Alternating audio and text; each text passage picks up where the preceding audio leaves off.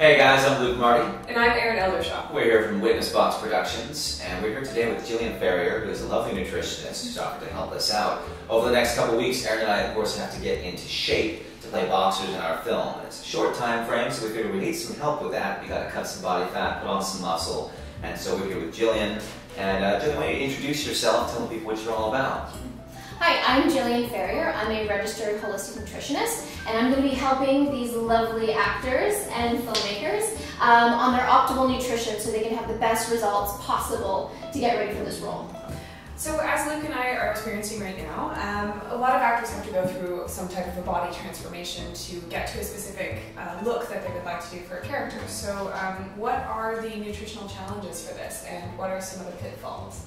So there are three main pillars that we need to address here. The first is nutrition, the second is supplementation, and the third is recovery.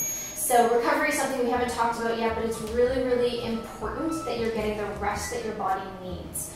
Sleep. Okay, well, sometimes I do my best work at 2 a.m. Now, everyone's coming from a different place. There's so many things to consider when it comes to making a transformation like this. And when you have the professionals helping you, it's so, so very important because, you know, I know you're working with a personal trainer and they will help you build the best workout for you. And just like you need a great personal trainer, you also need someone who understands nutrition and understands exactly what you need.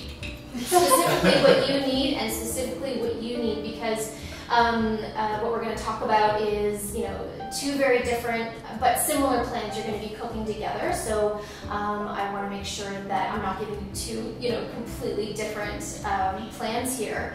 But you know, what works for you is going to be different than what works for you. Do certain clients come to you, let's say they're having, like for me it's chocolate. Well, like, whenever I'm in a bad mood, if I eat chocolate, I will feel so much better. But obviously I'm not allowed to do that right now. So do you have a lot of clients that come to you emotionally as well and are just like, I don't know if I can do this? It can be really challenging for some people because there's an emotional attachment to food. There's a cultural attachment to food as well. So the things that you're eating every single day, those are habitual things that you do sometimes even without thinking. So when you all of a sudden have to drastically change what you're eating on a daily basis, sometimes it can take some time to really get into the groove of making those changes, whether it's putting something in, adding something in, or taking something out.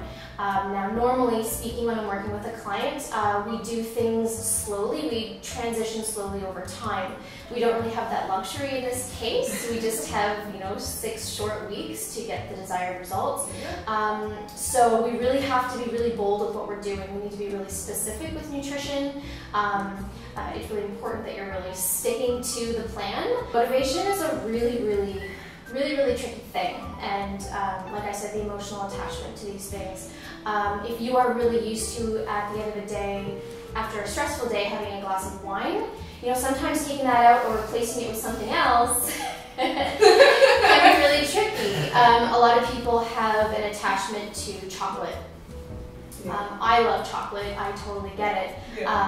But there's a big difference between having a whole chocolate bar and having just a square of chocolate, dark chocolate that isn't loaded with sugar, hopefully natural sugar, that can kind of give you that little bit of something, but without jeopardizing the work that you're doing. So that's okay to have that little tiny piece just to kind of like satiate your need, your emotional need? Generally speaking, yes. Okay. Generally speaking, yes. In this case, where you're trying to do something in such a short period of time. Talking specifically about what we're about to go through, in terms of like, what's your opinion on things like calorie counting and the specific type of thing we're going to do because we have to cut fat and build muscle? What are the challenges there? Okay, so like I said before, we have to get really specific about what you're eating. So we're going to figure out how many calories you need per day. What are your maintenance calories? And then we reduce that by 10 to 15% when you're trying to lose weight. Now that's a little bit different when you're trying to build muscle, so we need to be careful with what we're doing over the 6 weeks to see what the best balance is so you can obtain the results you're looking for. So what we're going to do is we're going to start off by keeping the carbohydrates really low and the proteins really high. And that will hopefully result in some fat loss. And then we're going to see how things go. We're going to see how you're responding to the diet. We might start to cycle a little bit of higher carbs on the days that you're lifting weights. You don't want to be lifting weights on a low carb diet if you want to have the muscle build that you're looking for. It's good to know. Yeah. That being said, what are the kind of difficulties and struggles that the people with a restricted diet have? And obviously, like, our protein changes to things like tofu, and that's a lot of estrogen, and that can also make your weight fluctuate. So what is your thoughts on that? I was like, okay. Well, there's a couple of things to address there. So generally speaking, animal protein is more, the protein is more bioavailable, so it's easier for your body to use. That's not to say that you can't. There are, vegan bodybuilders. You can do it, but you have to be very, very mindful that you are eating adequate protein throughout the day and that you're getting the full range of amino acids.